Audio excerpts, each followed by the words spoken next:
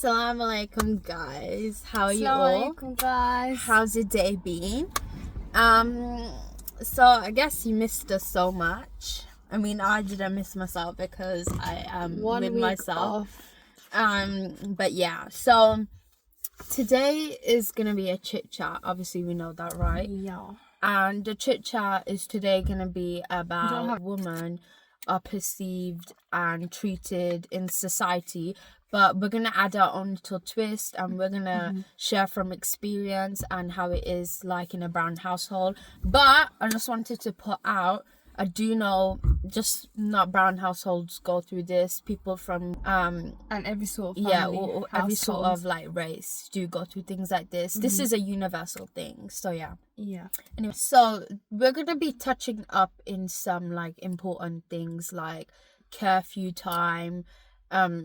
Basically, you know, the things like misogynistic men, all these kind of things that you can like come to your head when you think about how women to like how brown household and the limits. So the first question I have for you, and the Lily, is what do you have to say about curfew times from like experience from?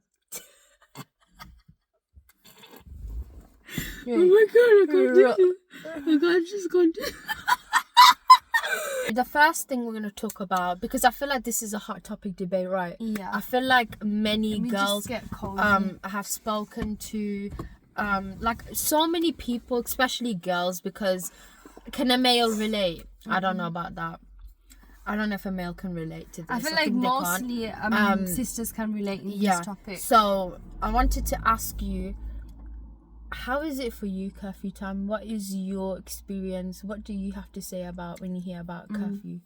So when I hear about curfew, I want to start with when I was a teenager. Yeah. When I was a teenager, I had a curfew time. But like, you know, this curfew time, I had to be with my sisters out. I couldn't like come like alone late unless I have my sisters with me, if that makes sense. Oh, okay. Like when so I was if you had someone with you, when I was studying, basically. Yeah. Like for example, around like I remember I used to go to events and stuff when I was studying.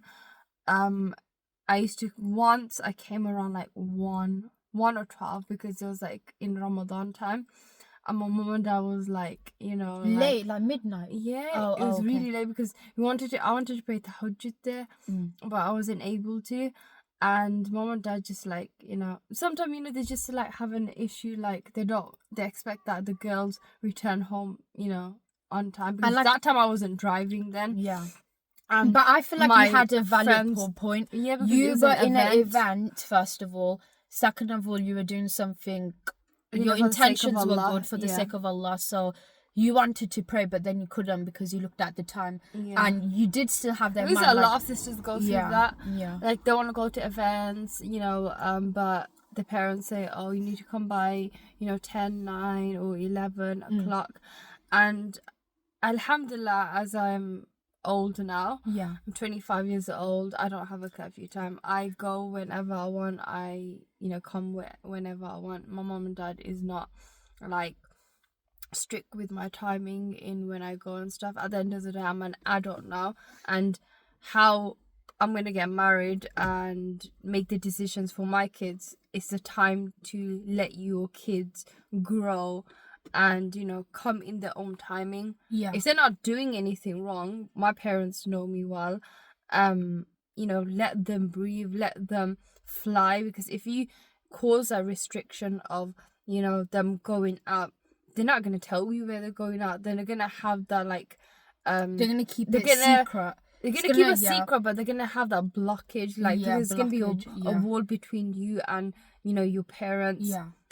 Your child is going to cause that because you gave such a restriction that they saw in other households that their parents were like, oh, at least you can come by 11. If you do come 10 minutes late, we need to have a word, but next time I don't want that.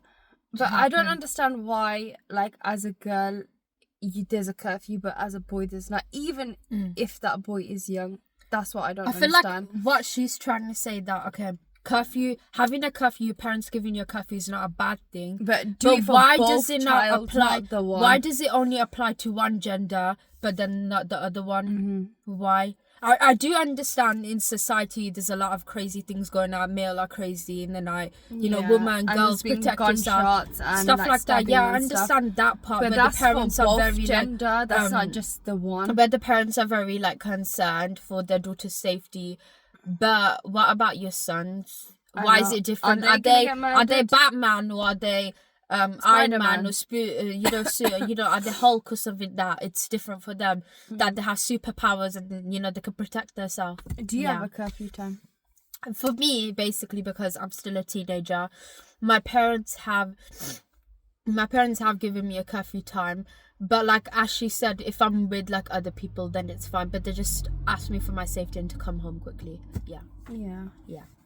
I feel like, as you growing old, there shouldn't be no curfew time, because it's how am I going to learn? How am I going to learn? How am I going to evolve? How am I going to learn? Everyone expects everyone expects us girls to get married. When we're married, then we don't have curfew time. Have you realised something? But when you're in your parents' house, you have to have a curfew time. That does not make sense. And I spoke to, my parents about it. There just needs to be some, balance in terms of when there's adulthood. You need to let your daughters, especially daughters, breathe, because if you give that restriction to them, they're just gonna build that wall, and they're gonna say that, I want to get married. I don't want to be in this household. I want someone who can treat me more better than what I'm going through. Have you realized? And a lot of sisters go through that, which they do not speak about. Ask you a question: was there an issue when you went university? Because when it came to our big sisters or aunties' age, there was a restriction. They weren't allowed to go to university. Either do some access, of course, to higher education, or something else which is equivalent to a degree. That's how they got the jobs. That's how they made a career through courses and stuff. They had a restriction, or they were prevented in going to university. Was there a prevention for you? As for me, I feel like ever since growing up, everyone knows this in the household, but I've been the good student, the good girl. And I feel like my parents have maybe they already know how I am. They know that I'm not like this or like that, or they have to worry about me and stuff. And I've always from secondary school, then when I went to college, my parents were happy, everyone was happy. And I did a triple BTEC health and social care course there, and alhamdulillah I got a triple A star for that. And my parents and everyone was so happy that they knew that these kind of potentials just can't go to waste. So they didn't have a worry that you are gonna be involved in other problems. Because my parents, everyone in my family can trust me. I'm not naughty. Yeah, but then crazy. Even though when I was small, I was crazy. I can't lie. I was very naughty. But then so basically, as I was saying, that when I got to uni. And my parents were happy for me because I'm excelling higher, and there's potentials I could see, and they're keep going further, and it is gonna it's gonna link all to what I want to do in the future. My dream is to become a therapist. I think you guys heard that a million times. But regarding the question where she was saying that has your elder generation sister them how they all have they weren't allowed to go.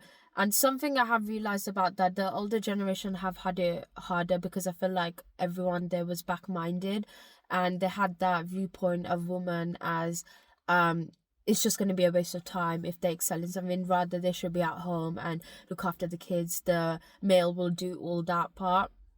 And I feel like something that nowadays generation is not understanding is that women are not going into career and education to prove to men that they're better or anything. I feel like women are doing it for themselves, and because God has given them a life, and to do something with that purpose, rather than just sitting at home. Whatever viewpoint male might have of women in society, I feel like both should excel in their life and what they want to do. I feel like it's your life, you make the decision. No society should have a viewpoint of how you to live your life, because you only live once. But there has been some instances where, you know, you get the look from male elder generation, like, you know, like, should she really be doing what she's doing? And, you know, like, especially in a household I've grown up, alhamdulillah, it's been easy for me to voice my opinion and speak up. I'm not scared to speak up, and I feel like it's important to always speak up for your rights as a woman. What is your viewpoint towards misogynistic men and misogyny in general? My viewpoint towards misogynistic men and misogyny in general is that nowadays men, they just, for some reason, really hate ladies in what they do, when they voice their opinion, when they see a lady who is career orientated and she wants to go out and become someone. When he hears that she wants to become someone, and she doesn't want to be a stay-at-home mom, she wants to develop herself in the field of anything like medicine, or wanting to be a business lady, he has a problem that, oh, I want you to take care of our child. But why can't it be both of us taking care of our child, balancing it out with, like, for example, when it comes to pregnancy, when it comes to the aftermath of it? Why can't both of us, like, for example, if you're going, of course, when it comes to like pregnancy, after the pregnancy, like, she goes through a phase of like she needs to stay at home, breastfeeding and stuff, then it's understandable her to stay at home. But when it comes to like the after, like a year or two, why can't she go back? Or why is there a restriction? Why does she have to stay at home? And a lot of men that I've came across and had, they always say that they always rank ladies from the past, they give very high words to them. I wish they should give high words to them. May Allah have mercy on them, like Khadija radiallahu anha, Aisha radiallahu anha, Asiya, and so on, and Maryam.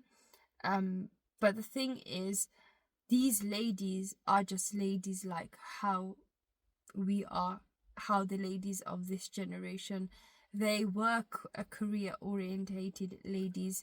Khadija radiallahu anha, she was a business lady. There's so many business ladies out, they're in, Dubai, in UK, in, so many places around the world.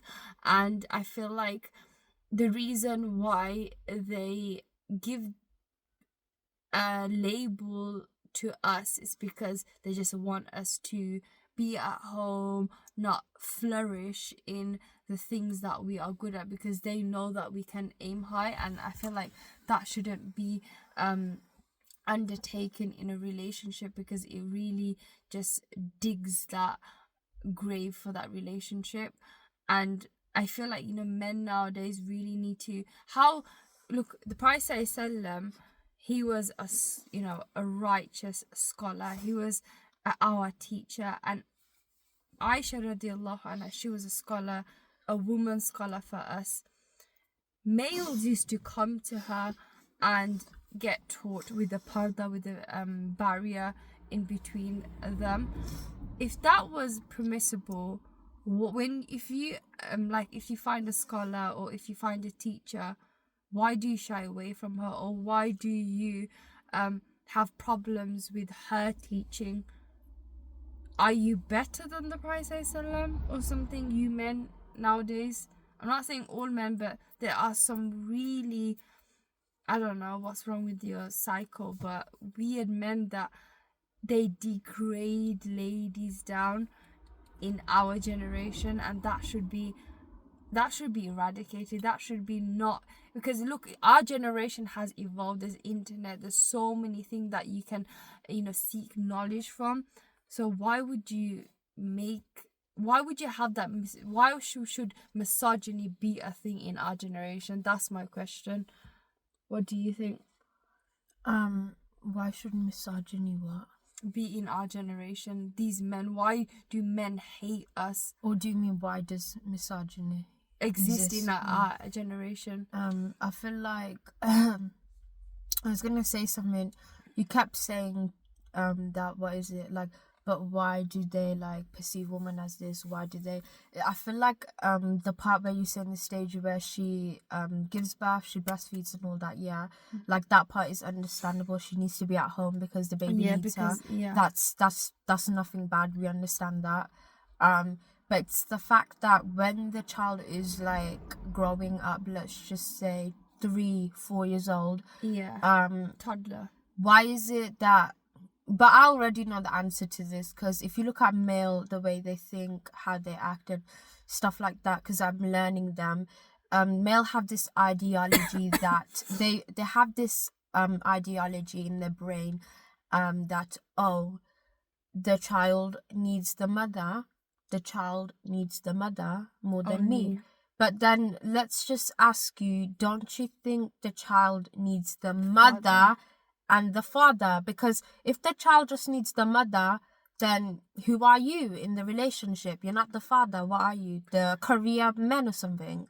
The working men, the working businessmen. One thing I've heard from like some men, like, you know, by hearing this story, they said that I had an absent father. You know, he didn't, you know, in podcasts I heard, what's it called? I had an absent father. He used to not attend my assemblies and stuff. Like, when I heard that, that broke me. I was like, wow, I feel sorry for you. Like, that is so bad. As a parent, you split it between both of you, who's going when to, you know, your kids' assembly, or if there's an award assembly or anything, any sport like activity or anything. I feel like by you showing your child that it's all about money, it's all about work, literally that child, when they grow up, they're gonna have a relationship with you that is gonna be broken. They're gonna have a relationship with you just because of a title, not an actual relationship. I wanted to add something on that. I feel like when these fathers grow up, when they pass away, their career's not gonna make a prayer to God to keep them, you know, safe and sound, to give them, you know, heaven and stuff.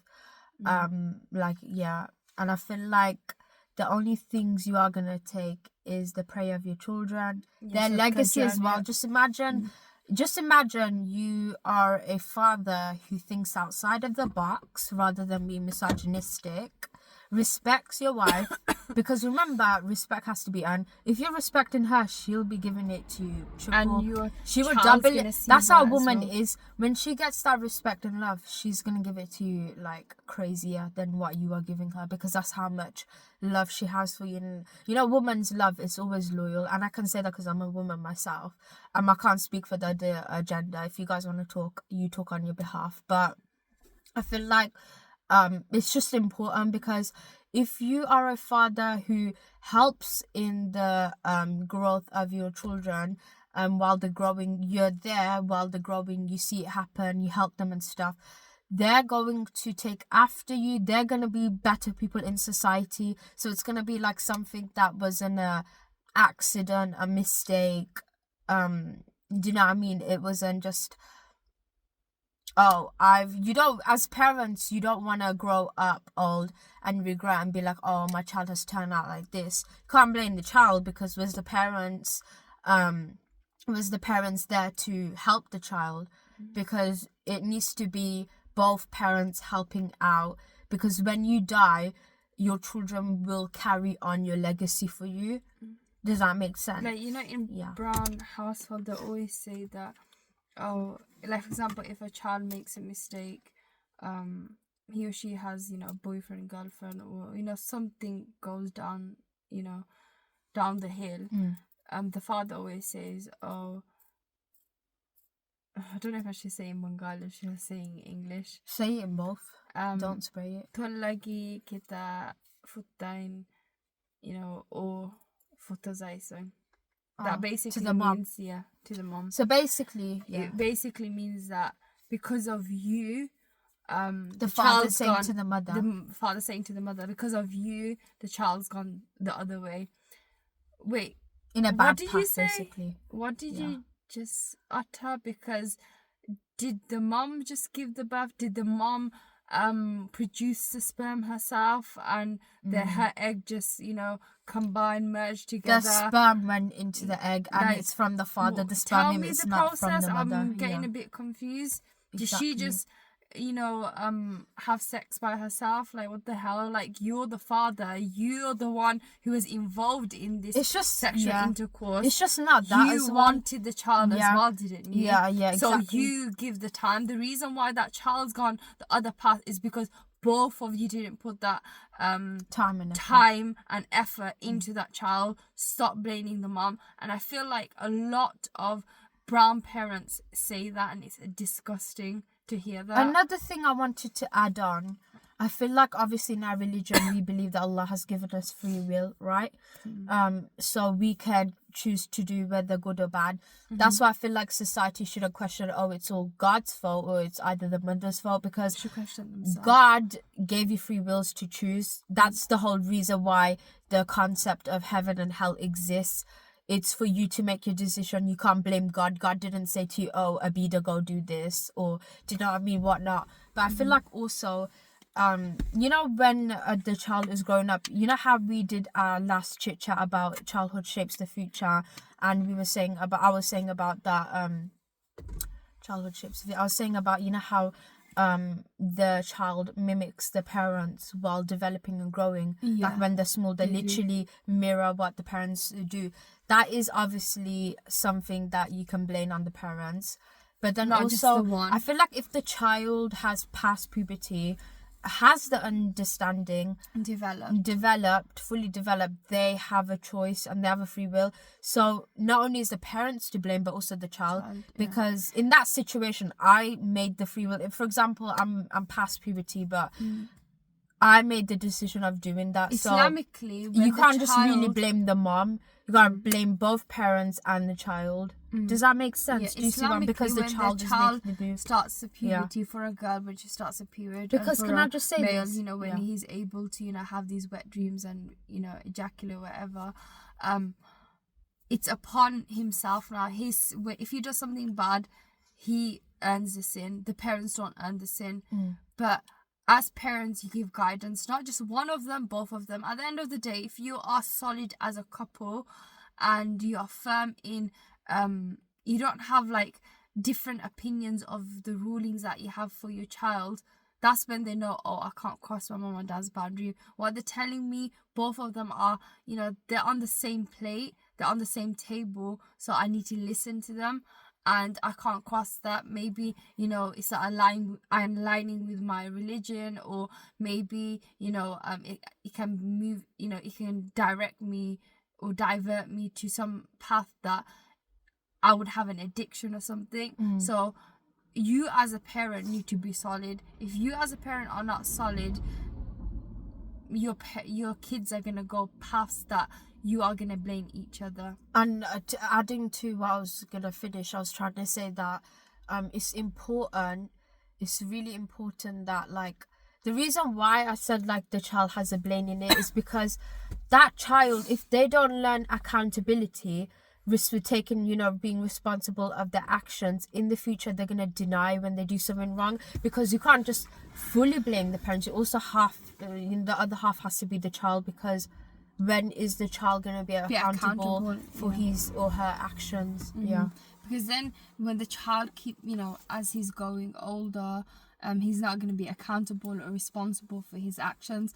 He's going to rather blame other people. If basically other people they just said something to him, or they misunderstood his action, he's gonna blame everything on him. But he's not accountable that, maybe I did do something wrong, but I just couldn't confess. At the end of the day, you as a person, it just shows that your upbringing wasn't solid. There's something gone wrong. At the end of the day, everyone's parents are not angels, but you can develop in the sense of becoming a parent. It's not too late, broadening your horizon in becoming a good parent. If you went wrong with one of your child, you went to addiction, fix the other kids. I just feel like it's so important that parents, pay attention to these things that are being mentioned, because it's so important because, obviously I'm doing psychology counseling and I have been really interested in forensic psychology. I don't do that, but I do have some knowledge based on that because I do my own research and stuff. And the book genres I read are crime and psychological thriller, mystery and dystopian and all that whatnot. And I feel like some people say to me why do you read these things? And I feel like particularly because I want to learn the human brain, how male think, how female think, why they act like this, why society act like this. And for example, if your childhood hasn't been shaped to be the perfect, obviously there's some that learn from the experience, and then there's others that become their pain. And if we were to go into the field of those who become their pain, you see that some of them turn out to be monsters. Drug addict, monsters, serial killers. And because I've been doing research on serial killers, and how the frontal lobe, it's all shut down. That's why you're why don't they feel these emotions? Don't they get any sadness killing this person, taking someone's life who is loved and special to many people in their their life, the victim's life and stuff like that. And I feel like it's because, when the serial killer, like we said, if they don't become accountable and responsible for the action and they just blame it on others, they think it's okay to do this. Then they start doing that. Then it just keeps carrying on with their pride, and they become so ignorant, so full of themselves that literally their heart turns black and they can't even see what they're doing is wrong. And forget about the frontal lobe, because that doesn't exist for them, because they feel no emotions to what they do. And I feel like that's so true. If for example, for serial killers, I feel like most of them are definitely shaped from a rough childhood. And I'm not saying that should become your outcome, you become a serial killer. I'm just saying that sometimes we watch these documentaries and these things and we're like, oh my god, why they like this, why they like that. It's also, you gotta think about how they behave, what their mindset is, how they would react in a situation, what would be their outcome. And we know these serial killers, they don't care about what they do. They don't act accountable. It's only when they're caught and they're in jail, some of them probably regret the whole life if they have a life sentence, and others just keep it full within themselves. The book I'm reading right now, that book I'm talking about, so it's basically the murder, the Idaho murder is about 4 students. This happened in real life, by the way. Basically they were murdered in their university. And this relates to what we were talking about before, misogyny, right? And I feel like it relates because the male, if you heard the way he thinks about women, he perceives women, it's just utterly disgusting. He says that why should they waste their life on building themselves career orientated? Why should they have a dream? They should just be housewives. And he categorizes the women into these 2 categories. He calls them the Stacys and the Beckett. It's just disgusting how he thinks I'm sure it was I don't know which way around. I'm sure it was the Stacys are the one who are career orientated, doing something for their life, and then the Beckys are the whole that just want male attention. And the fact that they think like that about us, that we're just there for male attention or we're too full of ourselves, then does it not go for you as well? Because aren't you a career orientated person? Wouldn't you be full of yourself? You're not, right? Everyone's building their life, and I just feel like it's so important that you don't question what people are doing with their life, because that's their life. God gave everyone life. Live your life. You think about your life, you observe your life, you fix your life. Don't go into someone else's life and tell them how to live life, because are you a philosopher or something? Because last time I checked, you weren't. Yeah. That is deep. Is it deep? Yeah, I know, because I was just thinking about it. It's just sad how male perceive women. It's just very sad that we have to live in a society like this. I'm very disappointed. It just doesn't make sense that. In a way, it does make sense. I can put the pattern together, but it's just the Prophet ﷺ had so much respect for ladies. I know. What was different about him to these men? He prevented no, there is a difference. No, you didn't understand what I'm saying. And no, I'm trying to say, no, you didn't understand what I'm saying. I'm saying the fact that he was able to think outside of the box. I know, good. but as these men, they're higher than the Prophet. That's what I'm saying. They're orientated and whatever entrepreneurs they are, I don't know, God knows. But him as a prophet, like, he had so much respect for us, and you know, he prevented, you know, girls from being buried, and like, no men would stick up for us in our generation. They wouldn't. Definitely they wouldn't like literally pick a finger for us. Us ladies, we go through pregnancy, we go through, you know, health issues, flare-ups, we go through so much. But regardless of our health issue or flare-up, or remember, you come from a woman, you don't come from a man. A woman gives you birth, so give that respect to her. If a lady comes to your life, give that respect to her, because remember, you're gonna have a lady in your life which is gonna be your daughter, and you don't want the same thing to happen to her. Like, I don't understand, in brown household, the mentality of men being just a narcissist towards the, you know, the girl or the ladies.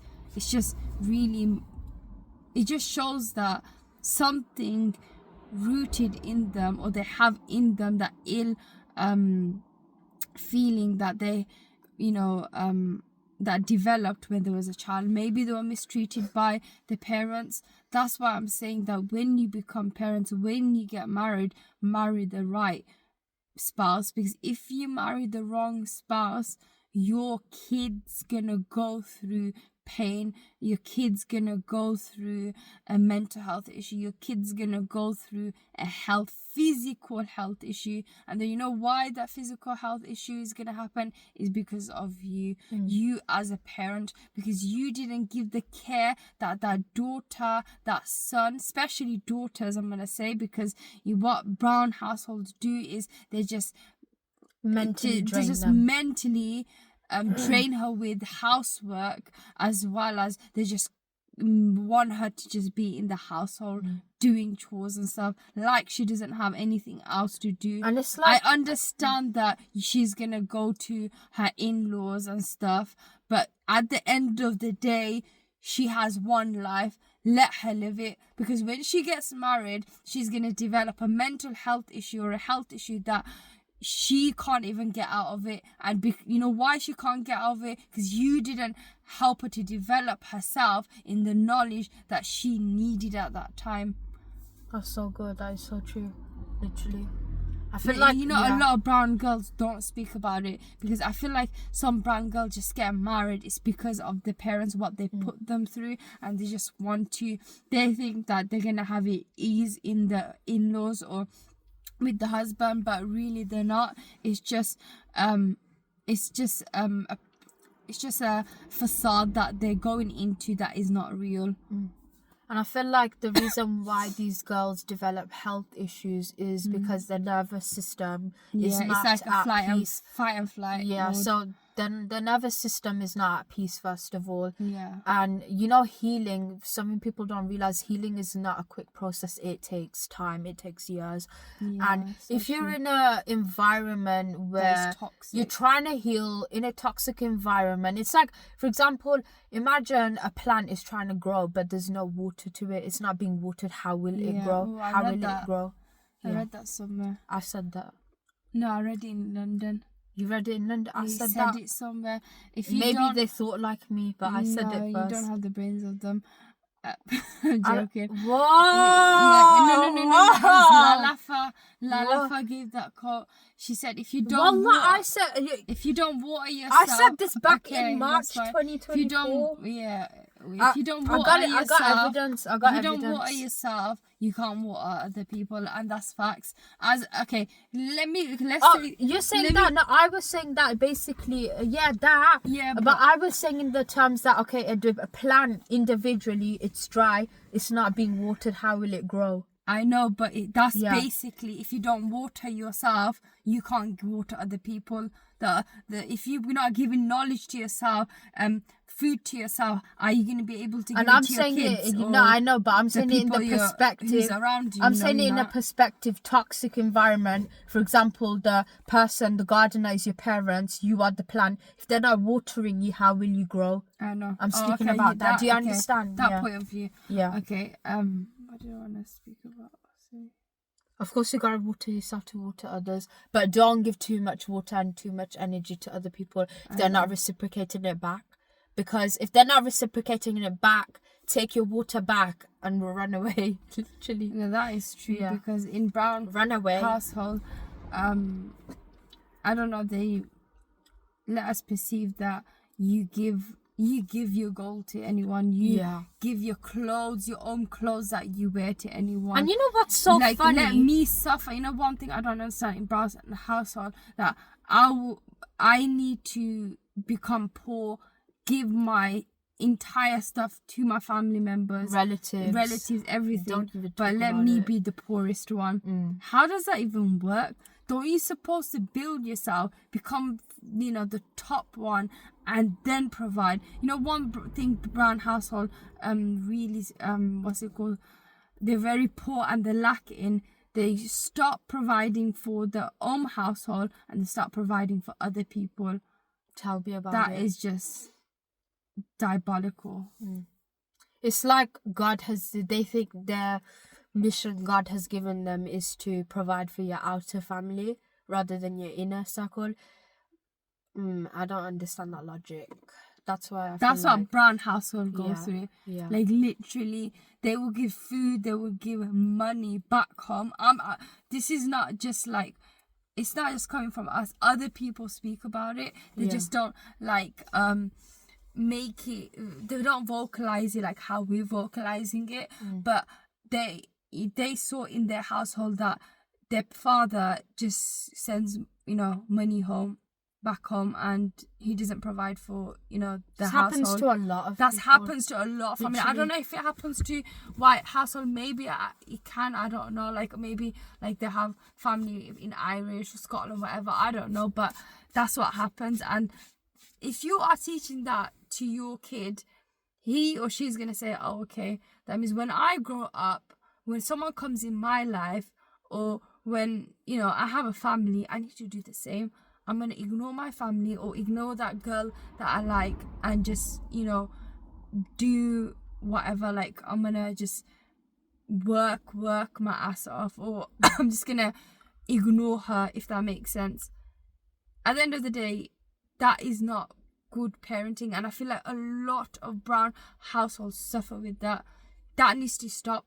Don't repeat that in your marriage. Don't repeat that in your couple. When you sit down together and say that, what we're gonna have in our household, move that from your household. At the end of the day, it's you as a couple that wanna break the generational curse, and you don't wanna develop it, and pass it down to the next generation, because literally people are suffering with health issues. People are suffering mentally. They don't even know what to do, because even the place that they're living in, it's disgusting. The society, when I look at it, I feel like we're breaking as a ummah so badly. Like literally, some people just act like, oh, I'm so like, for example, there's one extreme to religious. There's another extreme to, oh, I'm very strict as a parent. Have a balance between that. There's no balance. It's too much culture, or it's either too much Islam. Do you get it? Yeah. There needs to be a middle line to and it. I feel the like Prophet ﷺ came with unity, came with honesty, came with truth, came with him as a man, like the way he used to speak, like when he's speaking to you, his whole body used to turn. Nowadays we don't do that as individuals. His body language was so positive. I was gonna say, I feel like the reason why male are the way they turned out to be is because Parents. they look at their father in particular from a male viewpoint. They look at the male role model. I don't know. I haven't heard of any male that look up to female. If they do, please let us know. I don't know. But they look up to their father and they see how the father treats his wife. They see how the father treats the daughters, and like, you know, curfew time. One thing I don't understand is like, you know, something I've seen in teenager boys and boys growing up, they joke about it. They find it funny that girl have curfew time, or for example, she has to do the chores. You know what I mean? Like Ramadan time. Yeah, it's just the way they like joke about. They're like, oh, you're doing the dishes. No. And it's just like, I don't know how parents are okay with that. Like, don't you think that can cause a mental issue to her, psychological issue? By thinking about it, by you studying psychology, to be honest, I don't even need to study psychology, and I know that because it really unwires her, and she gets pissed. You know, girls, you know that really plays with her head. You know why girls get pissed? You know, sometimes the hormones are so effed up. It's because the toxic household that she lives in, or she lived in, or the current husband that she's with, you messed her up. You unwired her so much that she mentally is not doing well, physically is not doing well, and it goes downhill for her. And you know it got to extreme level is when she normalizes these toxic behavior and she just goes silent in a silent mode where she just deals with it, and she's just like battling inside of her head, and when it affects her head, it then goes on to affect your nerves in your body, literally. You know, a lot of goes on. Past generation, you know, our aunties and mothers, you know, they literally went through that. They went, you know how we have a voice, we can vocalize. They weren't able to do that. They married the cousins. They married people whom they didn't want to marry because their parents forced them into it. And when it came to, like, you know, generation, like growing and stuff, they got divorced. They started marrying someone else because they knew that they knew that that person wasn't the right one for them. What do you have to say about a girl who's not married yet but she wants to move out? Oh, okay. I think it's fine. She's an adult. She can make the choice of getting married. She can make the choice of moving out if she wants to. If she has that financial side, she can move out. Why do you think her father might have a problem? Because it's always the father. Looking or diving could be the mother if the mother is just as crazy as the father. Yeah, it can be both, to be honest. Diving into his brain, I feel like one thing he's gonna think about is, oh, who's she gonna get into the house if she does have her own place? Which, wait a second. What about your son? If he has his own place, isn't he gonna get anyone else? And the only person she's gonna get into the house is her girl mates and no one else. Like, one thing I don't understand, how parents can think twice or 100 times for the girl. Think like that for your own son, because I feel like, you know, girls, me personally, I am very strict with myself, who is very like, she's very grounded. A father shouldn't, you know, think twice.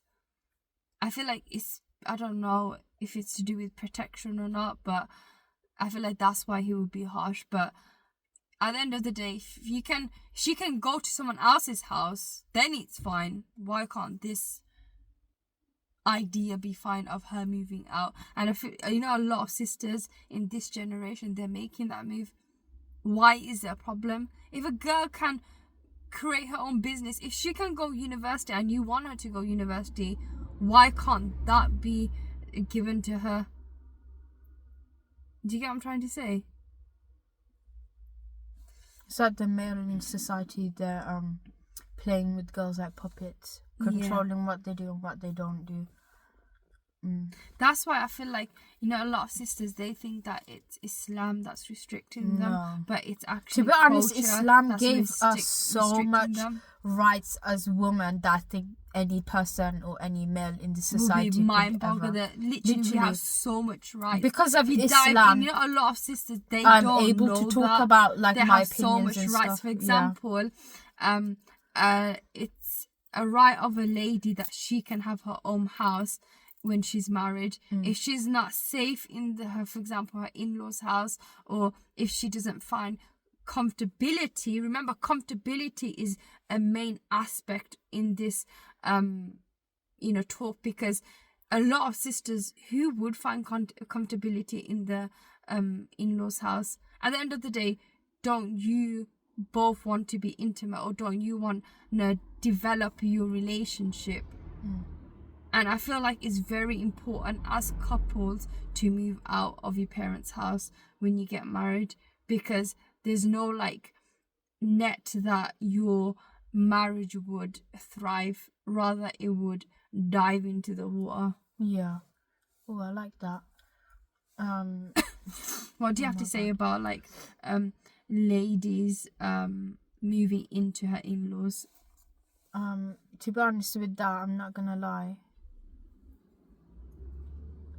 Okay, to be honest with that, obviously I don't have any experience, but what from my perspective and knowledge I can say is that I feel like before marriage, it just a factor out there, guys. Just a fact. I'm gonna be single forever, but I'm just saying, let's put a scenario. Yeah, let's do our scenario time.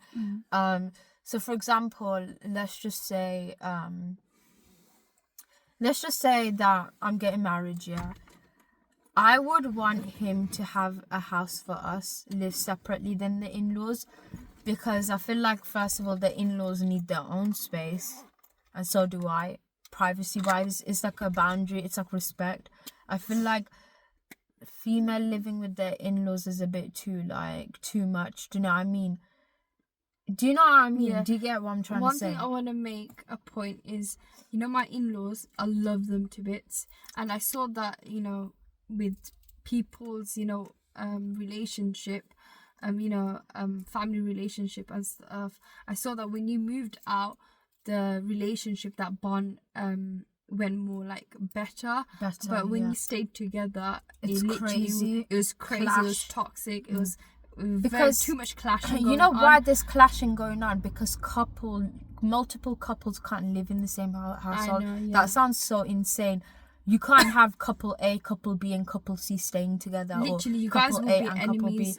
You'd be enemies because the wife of couple A would want her to have this kind of alignment or this kind of rule in the household, but then couple B would be like, no, I disagree with you, I would want this. It's just better to have your own housing with your husband. It's less chaotic. And like, would you want your children to grow up in the in-laws or in their own household? They would need the space, you know. You'd need that kind of space, that mental space as well, because it can psychologically play with your brain if you live in the in-laws. Definitely. But like, you know, with my in-laws, I would every morning want to go to the house and make breakfast. But that doesn't mean my relationship wouldn't be good. It would be amazing. Like, I spoke to my sister, like I spoke to Lafa, like if I do get married, I would want to, you know, live in a different separate house, you know, than my in-laws, because I want to, you know, develop that relationship. And it's not bad if you as a girl want your own space, and your husband, it's wajib for him to provide you a space, which a lot of sisters don't know, that it's wajib for him to provide it. And what's it called, like it's fine if, like, for example, you moved out, you know, you don't live with the in-laws, or you did live for maybe a couple of months to build that connection and stuff. But then if you have your separate house, you know, make breakfast and stuff, you know, visit them, see if they're well, you know, if the health is okay. Like, you should have that relationship with them still, regardless of, you know, if you want your space. Do you get what I'm trying to say? Because then how is that relationship as a couple gonna build? Do you get what I'm trying to say? Because he would want you to have a bond with his mother, have a bond with his father. Do you understand that? Because nobody understands that the reason why couples are drowning in the relationship is by living in the in-laws, because they don't have that space, they don't have that mental capacity of to think, to evolve in the relationship. And I feel like as they develop in the age, the evolving in life, they're like, wow, that was a problem, that's what caused so much issues in my marriage, because I involved other people where it could have just been me and her solving it. I'm not saying that in-laws are bad. I'm not saying that no one should have a say in the relationship. If it gets really bad, then get involved the people who you trust. But as a couple, you really need to have your own space, because at the end of the day, you're gonna have your kids. You're gonna ask your parents, oh, mom and dad, is it time to have a kid? Do you get what I'm trying to say? Yeah. And I feel like, remember something, guys, everyone takes things that happen to them differently. For some people, it might be a slice of cake. For others, it could be the whole piece of cake. And I feel like that is so important to take in, because like some in-laws, older generation, would say, imagine if they was to watch this video, they would say to me, well, hang on, Abida, we were able to do it, so why can't the newer generations do it? But remember something, not everyone's back-minded, backwards. But are they together now? Are they relationship together? Do you get what I'm trying to say? No. It caused so much problem, which they won't even tell you how much problem it caused. Exactly. Because there's stories of, like, for example, couples A and B and C, they live together, and then C's wife and A's husband, they done it. And she can tell me about that, guys. Conceived, that's crazy. His baby. Then what happens? You telling me that they should still stay the house together? That's disgusting. That is. I know. Islamically, that's not good. Even Islam would say it's a big no. It's a big no in Islam. So I feel like Islam has given us so much rights as women, and I feel like I'm just so saying. Happy to by be the a Muslim. way, I'm so happy to be a Muslim as well. By the way, our God has even dedicated a chapter to women, because that's how beloved. But we are. I wonder why does it speak about inheritance? It speaks about inheritance. It starts with whatever is his is hers, and whatever is hers is hers. Do you guys understand that? Some men would disagree in regards Some to men that. will be like, no. And I'll be like, bro, who created you? God. No, what my sister's trying to say is, the wealth, he gets more than us in wealth as a girl. Yeah. But he is a provider. He is the family's provider. That's why he gets more. Because he's not just gaining that money. He has to, give it to other people. He needs to give it to his kids, his parents, and whoever's underneath him. He needs to give it to them. But her, when she receives it, that's her money. No one can touch it. She can do whatever she wants with it. So sisters always question, why do we have less? It's because of that. 26 is not less. It depends on how much you get. But yeah, you're not that's yours at the end of the day. And a lot of brown household, I heard from a lot of people that they ask the sister or give the property to us, or give it for the sake of Allah, or give it to charity, or give something. When it comes to sisters, I heard that for the sisters, give it for the sake of Allah. But what, you brothers, give it for the sake of Allah? Give it for the sake of Allah, Habibi. Too. Let's do it together. Let's do it together. Literally, brown household. If you put a YouTube video on them, just know we're gonna get hate comments. No, it's not hate comments. It literally will be a drama. No, and it's gonna be a drama. These Pakistani drama show what drama is more funny? Bollywood. It's so it's so exaggerated. I saw this one scene on Instagram Reels. So I don't know whether it's the father. He slapped the daughter, and everyone was just so shocked. They were like, "What are you doing?" And he slaps her, and she's twirling somehow, and she ends up wrapped around the curtain, and she dies there. And the whole family is like, oh my god. And I'm just like, how did a slap make her twirl to the curtain to literally strangle her and she dies there? Like, I never knew a father slap was that impactful. It's just so funny. It was literally, yeah. Yeah, what can you take from this episode? Shall I tell you what I can take from it? I have had a lot of questions, you know, generally in life, you know, like talking with my friends and like even my elders, like women and all that, and people, they always ask me like, because they know that I don't want to get married and I want to be single. And what I want to say to that is, the reason I feel like is, if you watch today's video and you understand from it and you can pinpoint the things me and my sister have to say about nowadays man, it'll answer your question on why I want to be single forever. And if a gentleman or a man ever changes my perspective of male, just know he won. Just know that, okay? Just know. I don't know, like, you know, nowadays men, like, what I can take from it, it's like they're so glued to the past and they're so glued to money. I feel like, tell me about it. They're glued to inheritance, they're glued to other people, they're not glued to their family, they're not glued to the person, the potential person they want to get married to. You know, the way they want to make money is so funny. It's like they're gonna build a house in the grave when they die. I know, that's what I don't understand. Like, you are chasing that money. Fair enough, I understand. In order to do something, in order to gain something, you need money. Understandable. But if you put that money higher than Allah, remember that money is gonna slip through your fingers. And even, you know, I saw in my family, I saw in other generations that, you know, when Allah gave money, it went away because they put that money more than Allah. I know. They put that money more than their own family. I know. They didn't invest in money the family. became They didn't their invest God. in Allah. They forgot about the prayers.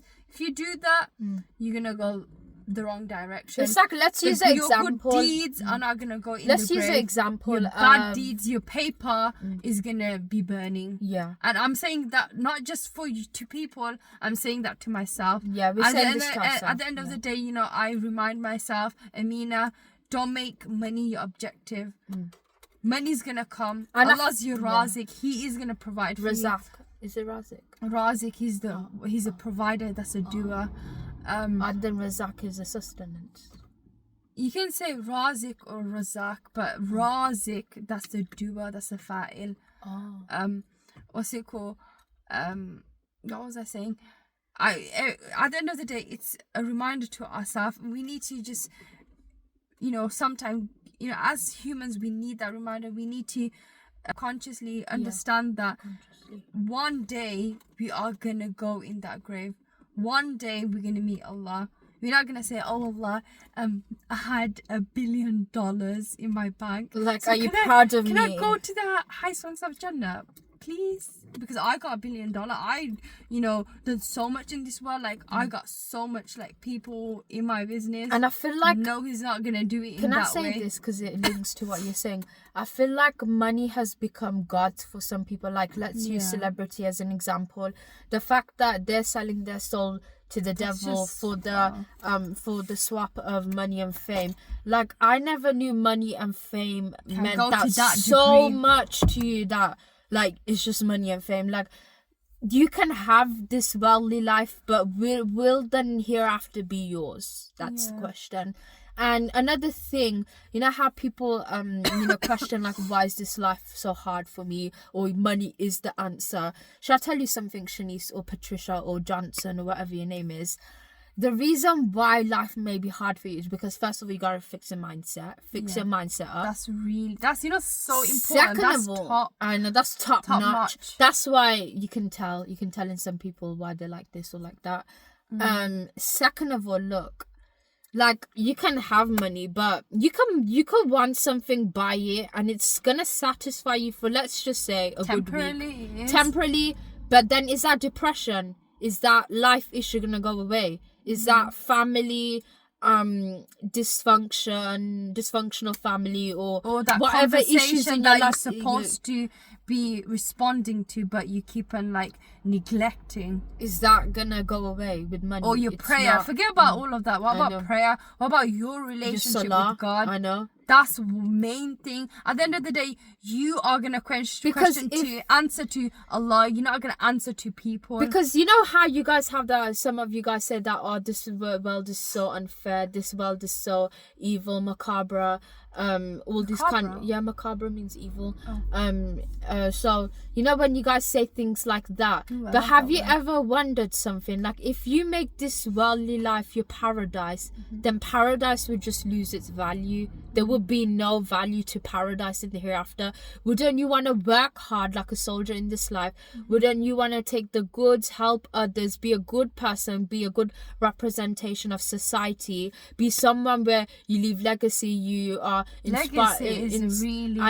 you're inspirational to others, others follow your path, others lead in the good way, and it becomes a systematic generational thing of positive, of goodness. Like, wouldn't you want legacy, that, guys? Wouldn't you want it? Legacy in the Brown household has been misinterpreted.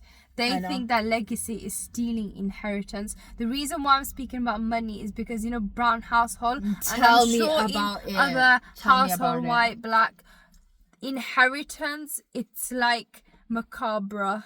It is macabre, it's evil, because it literally splits family. And the only thing an individual, or some individuals, I don't know who screwed it into the brain. It's just money.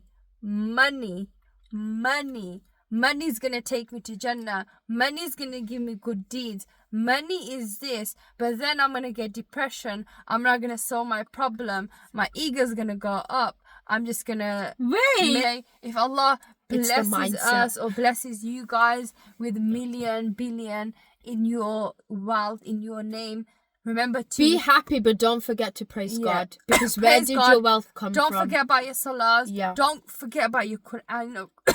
Quran is such a big thing. Quran is a really big thing. If your heart is not content with the recitation of the Quran and just music, remember, we struggle with music, but we don't make that our the entirety of our life, because at the end of the day, the spells of shaitan. I know me as a person, I struggle with music. I'm not gonna say, oh, I'm like a goddess from Jannah. Like, I don't struggle. I really struggle. But when I listen to Quran, it helps me so much with my health. It helps me mentally to think in a positive way.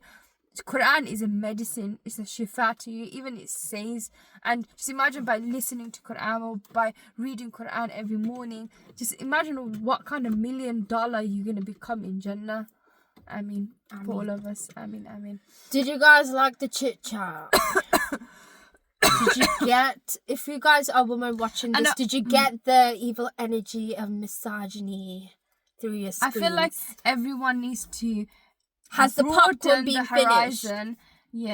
Change the men in particularly, because I want my brothers to understand. It's just that, a piece of advice and opinion from us female. Okay? It's nothing to fight and argue about. If you're open-minded, if you understand, we're not fighting. We're just stating our opinions. It's Allah gave us as a God-given gift. Yeah. And if you're not going to treat us with that respect and that honor, how will it reciprocate back?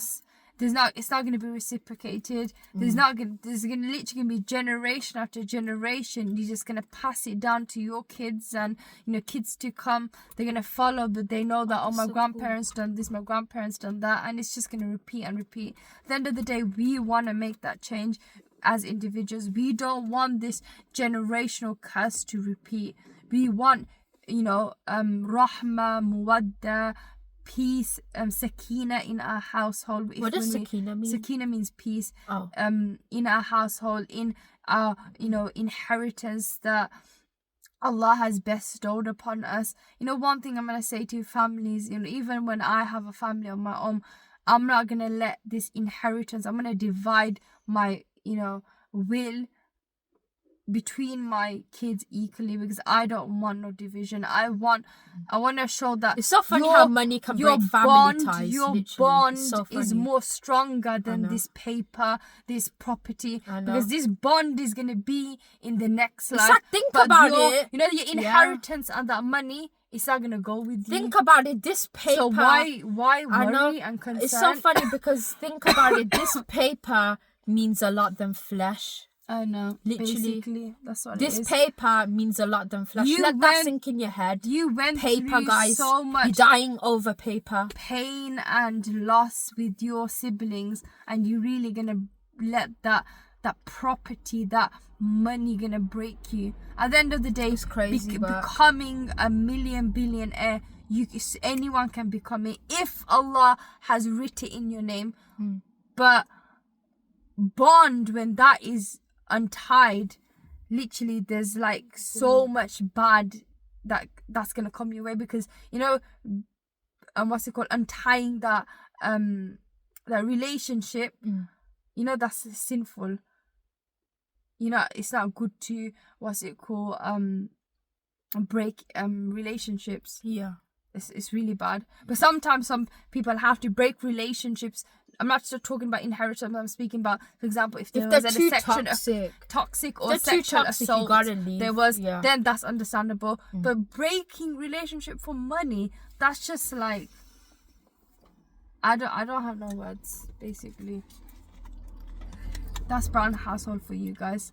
Should we end it? Yeah, guys. Peace out. Make sure you guys subscribe, like, comment, and turn that notification do the whole shebang, bring in your gang and make dua for us. You know, that we'll keep you in our prayers. We meet you know, not meet, but meet you guys in real life, as well as like our subscribers increase. Okay, like, now that I really want our community. You know, now that I've been doing it, I can't lie, but I feel like I'd love to meet like people who watch us. I'd love to meet them. I really want to meet you and guys. I want to hear what they have to say. Like, do they like it? I know, what can we improve? I know. Comment down below, guys. Comment down below. Trust me, if you comment something, we're not going to take it for offense. We're going to, you know, take it in with a clean heart. At the end of the day, everybody wants to change. Like, it's not that hard. I know, we don't buy. I know, so and nice, like you guys, like you see it, but you don't like it. Like you don't engage. That's just really. Remember, whatever you want for yourself, Islamically, you would want it for others. I know. And if you make dua for someone, the angels say Ameen, so that Ameen is and for the angels make dua for you as well, by the way. Literally, that dua is for you. You get a dua in return. So just imagine making dua that our YouTube goes well.